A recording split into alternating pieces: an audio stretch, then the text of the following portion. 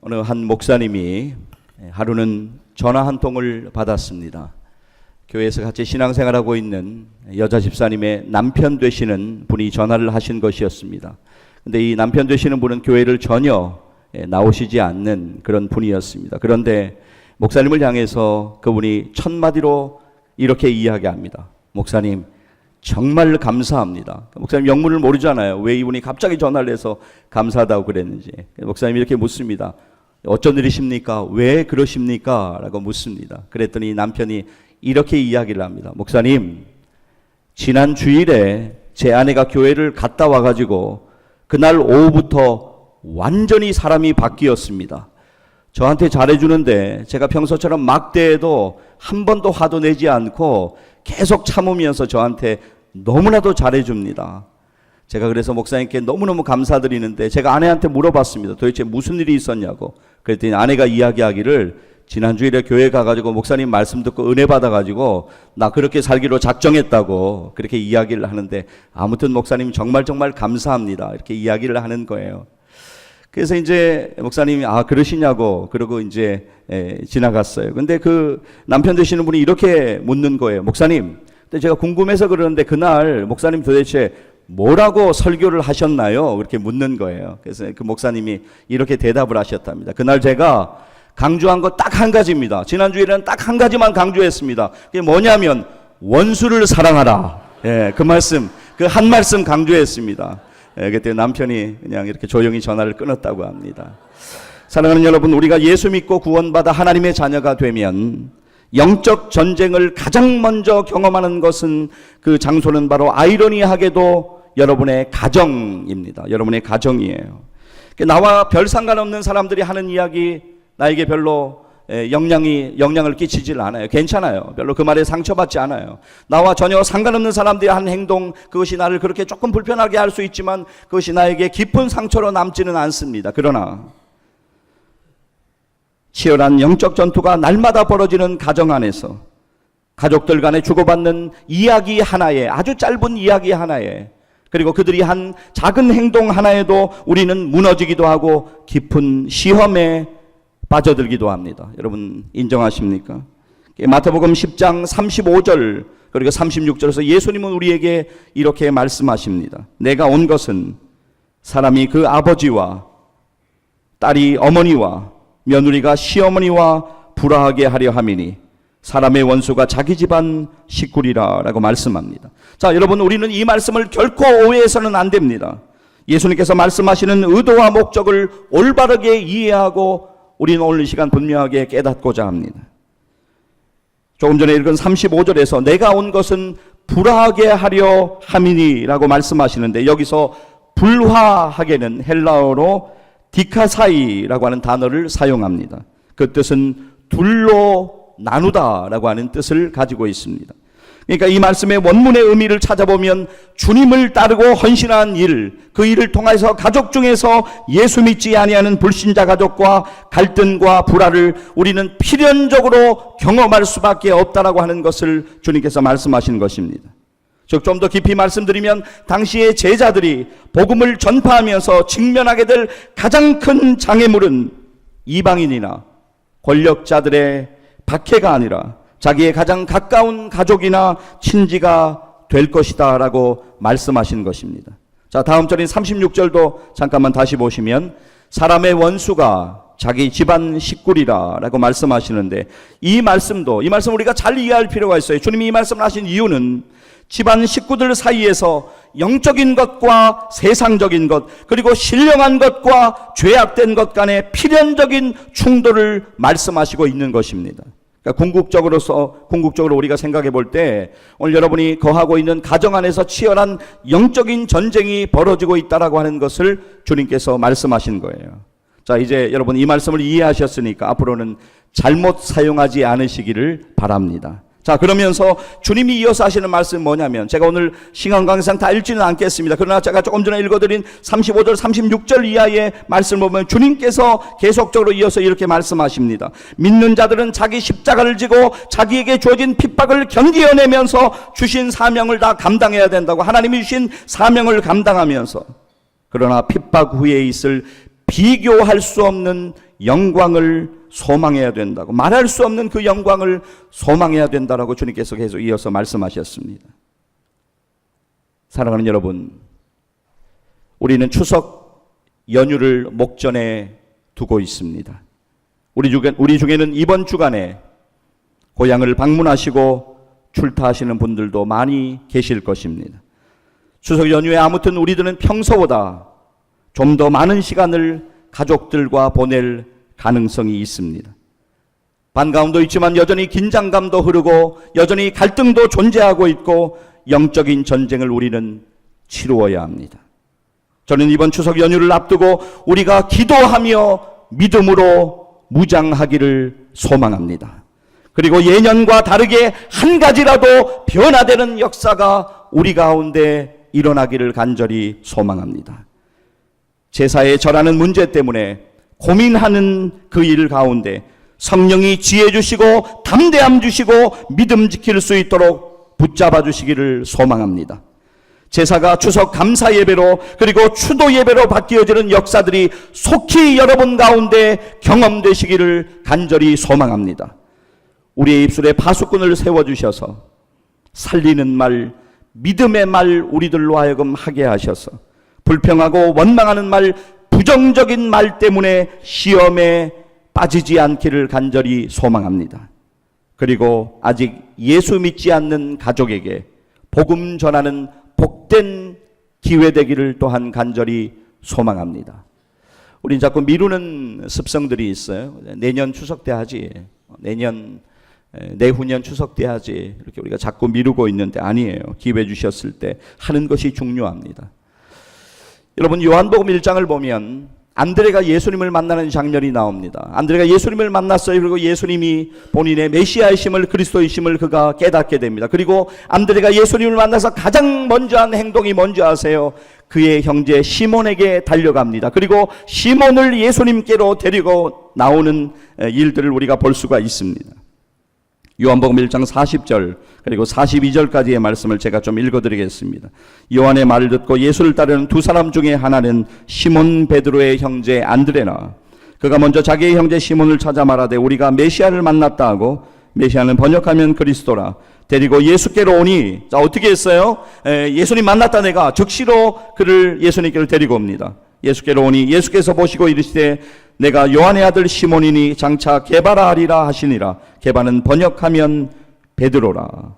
안드레는 그의 형제 시몬을 예수님께로 즉시로 데리고 나왔어요. 그로 인해서 예수 믿고 구원받은 시몬 베드로는 예수님의 수제자가 되었고 초대교회의 위대한 영적인 지도자로 하나님께 쓰임받을 수가 있었습니다.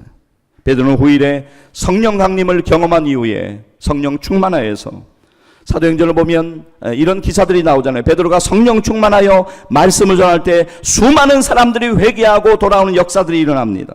그 역사의 현장을 목격하는 안드레의 심정을 여러분 한번 상상해 본 적이 있으십니까?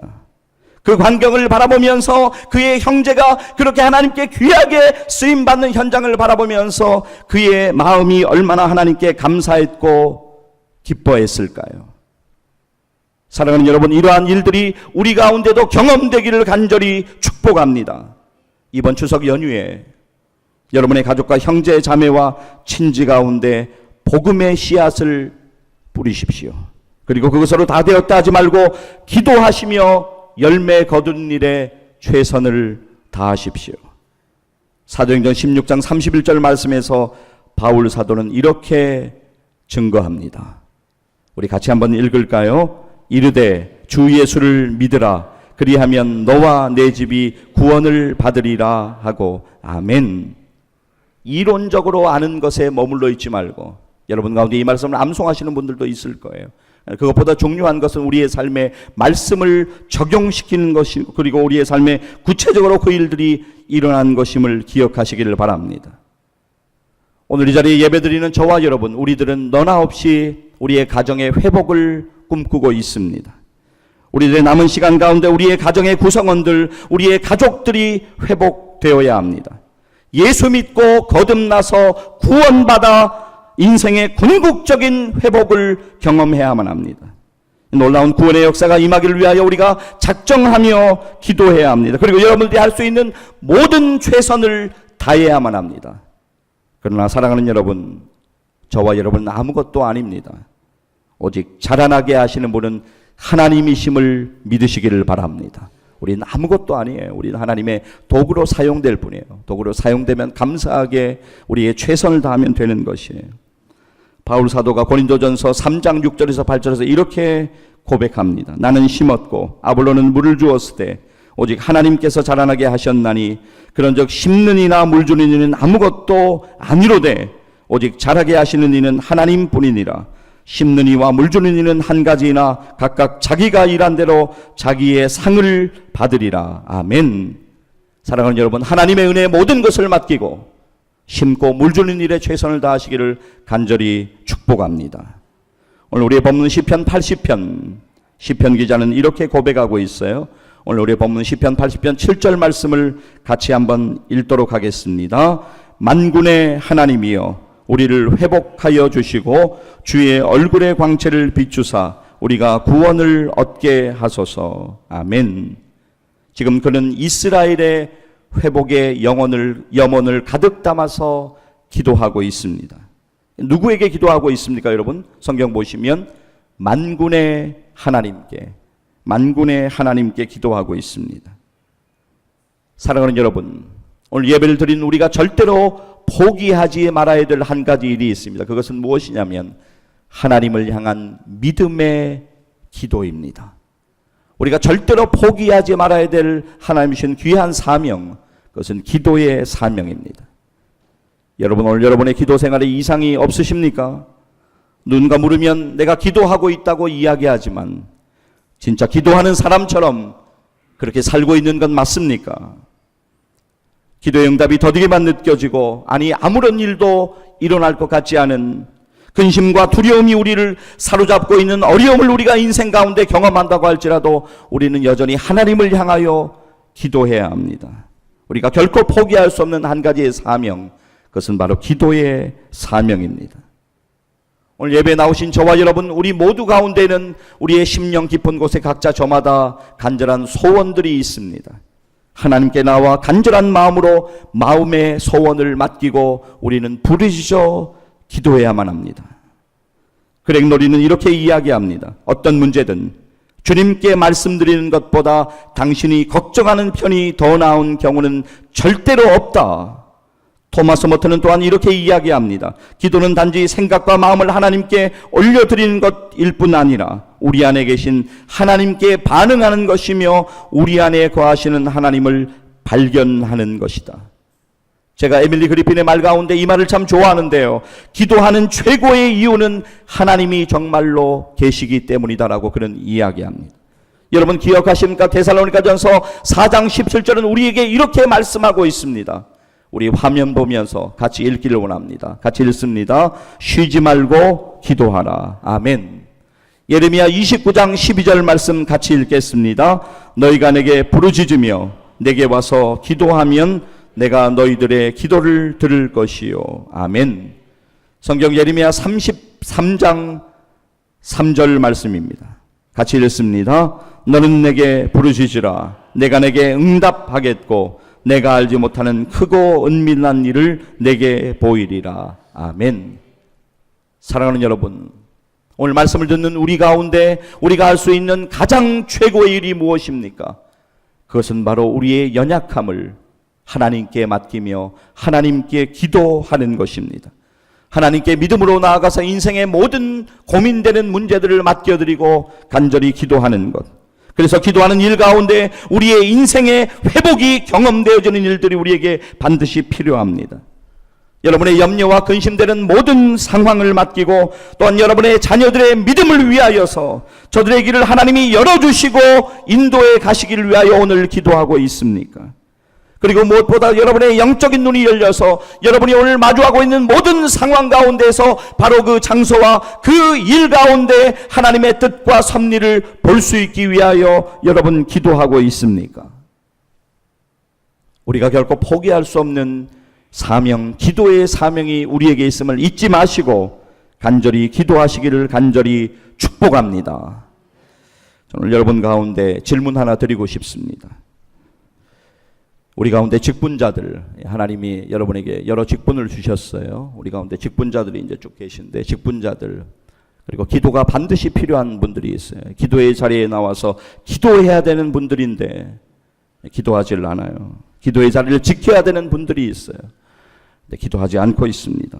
여러분, 왜 기도하러 나오지 않고 계십니까? 도대체 기도보다 더 중요한 이유들은 과연 무엇입니까? 도대체 그 이유들은 과연 무엇입니까? 사랑하는 여러분, 이 가을에 저와 여러분, 하나님을 향한 믿음의 기도, 그 기도가, 기도의 영성이 회복되어지는 놀라운 일들이 우리 가운데 경험되어지기를 주님의 이름으로 간절히 축복합니다. 여러분, 이틀 전 밤에 우리 금요 기도회로 금요일 날 9시마다 매주 모이고 있는데, 여러분 좀 나와서 기도해 주세요. 왜? 여러분 너무 안 나오시는 것 같아요. 직분자들도 나오시고, 기도가 필요한 분들 나와서 좀 기도하세요. 일주일에 한 번 부르시죠. 옆집 뒷집 다 괜찮아요. 아무리 부르짖어 기도해도, 음악을 아무리 틀어놔도 우리에게 컴플레인 하지 않습니다. 다 이해하고 계세요.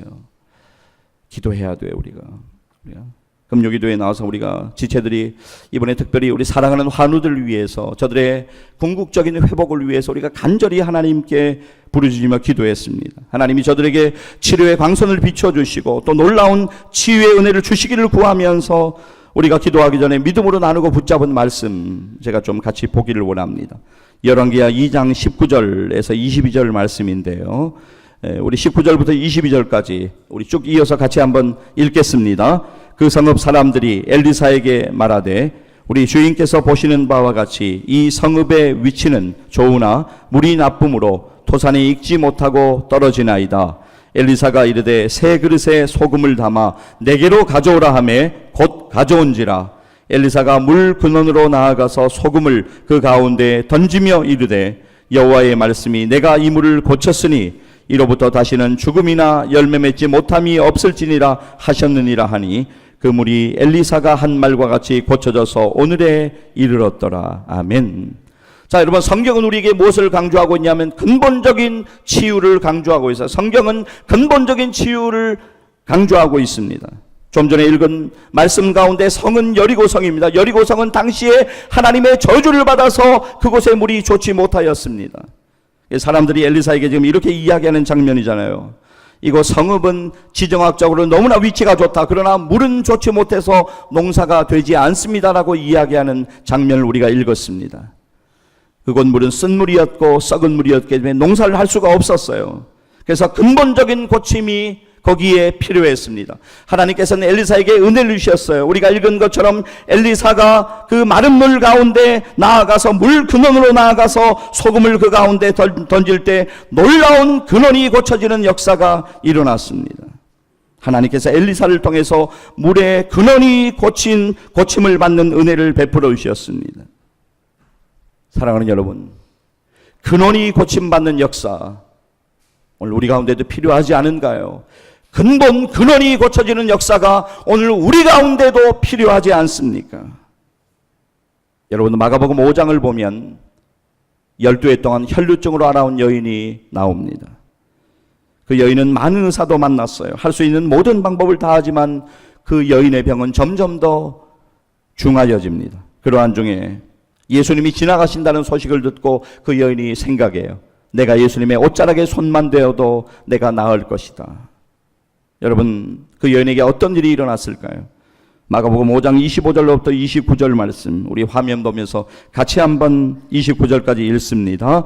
12해를 혈루증으로 알아온 한 여자가 있어 많은 의사에게 많은 괴로움을 받았고 가진 것도 다 허비하였으되 아무 효염이 없고 도리어 더 중하여졌던 차에 예수의 소문을 듣고 무리 가운데 기어 뒤로 와서 그의 옷에 손을 대니, 이는 내가 그의 옷에만 손을 대어도 구원을 받으리라 생각함 일러라. 이에 그의 혈루 근원이 곧 마름에 병이 나은 줄 몸에 깨닫느니라. 아멘. 자, 믿음으로 나아갔을 때 그 여인에게 어떠한 일이 벌어집니까? 제가 29절을 다시 한번 읽기를 원합니다. 이에 그의 혈루 근원이 곧 마름에 병이 나은 줄을 몸에 깨닫느니라. 아멘.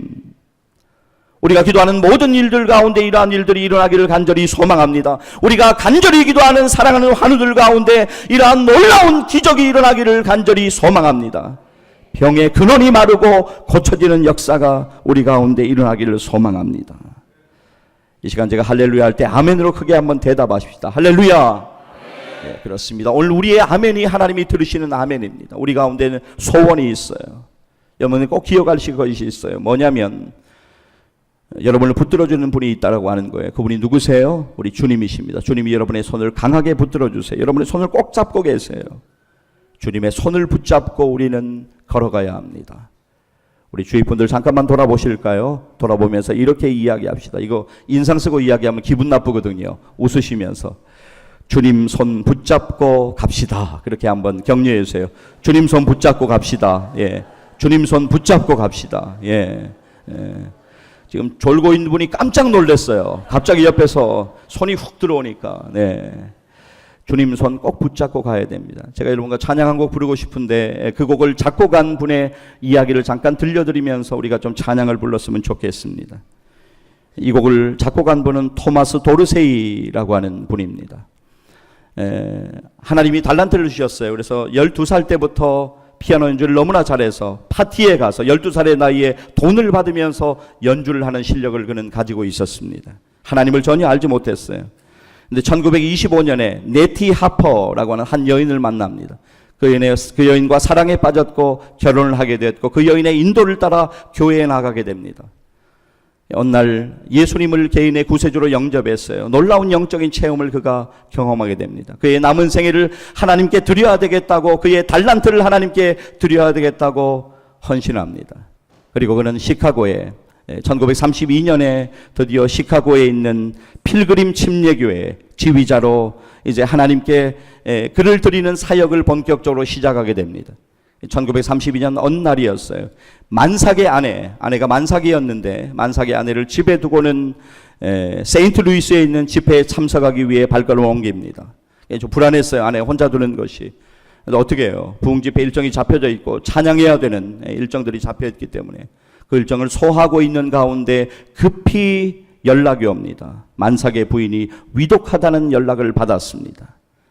그는 찬양을 멈출 수가 없었어요. 찬양을 다 마치고 늦게 집으로 돌아가게 됩니다. 돌아갔을 때 그의 아내는 차가운 죽음으로 식어 있었어요. 뱃속에 있는 아기와 함께 안타까운 죽음을 그는 목격하고 말았습니다. 그의 방황은 그때부터 시작돼요. 그는 울부짖으며 하나님을 원망하기 시작합니다. 하나님께 부르짖습니다.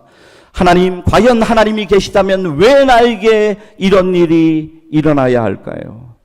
그는 하나님께 묻고 또 묻습니다. 그가 방황하는 가운데 어느 날 친구 한 명이 그를 찾아옵니다. 그리고 그의 손을 이끌고 한 피아노 앞으로 그를 앉혀놓습니다. 저녁에 지는 노을의 햇살이 피아노를 비추고 있는 그때 그가 피아노 위에 손을 올렸을 때 하나님이 그를 만져주십니다. 놀라운 하나님의 평안을 경험하게 하십니다. 그리고 이 곡이 만들어져요. 그리고 그 다음 주간에 시카고에 있는 한 교회 성가대에 의해서 그 곡이 불려지면서 이 땅 가운데 이 찬양이 알려지기 시작했습니다. 주님여 이 손을 꼭 잡고 가소서. 이 시간 우리 함께 찬양하기를 원하는데 믿음으로 찬양했으면 좋겠어요. 이 찬양의 고백이 우리의 기도가 되었으면 좋겠습니다. 함께 찬양하시겠습니다.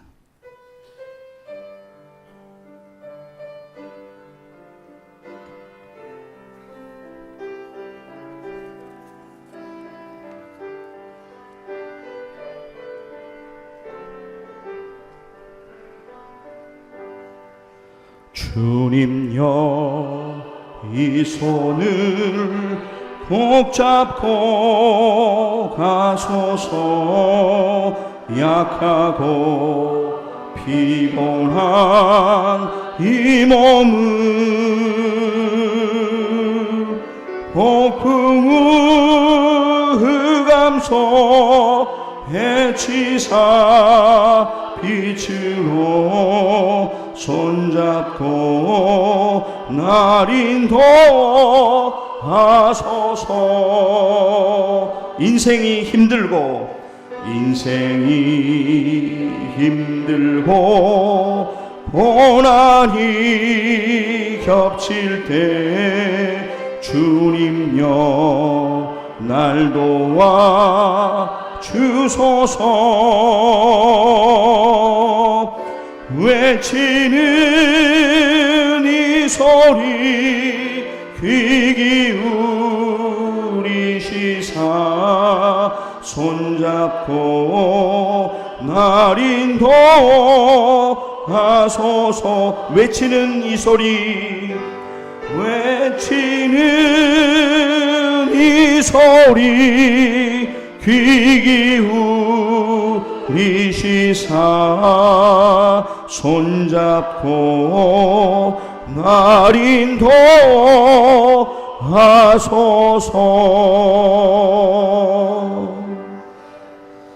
할렐루야. 사랑하는 여러분, 주님 손 붙잡아야 돼요. 우리가 기도해야 돼요. 아니, 우리에게 기도의 사명을 주셨는데, 아니 왜 이렇게 기도 안 하십니까? 왜 그러세요 도대체? 이유가 뭡니까 도대체?